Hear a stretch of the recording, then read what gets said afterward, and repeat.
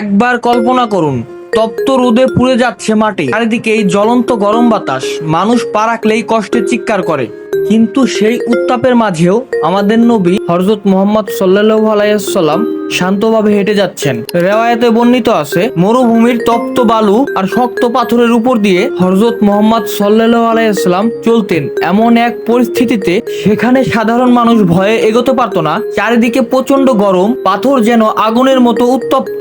সাহাবারা অবাক হয়ে তাকিয়ে থাকতেন, আমরা তো এখানে পা রাখতেই ভয় পাই, আর হযরত মুহাম্মদ সাল্লাল্লাহু আলাইহি ওয়াসাল্লাম কিভাবে এত শান্ত।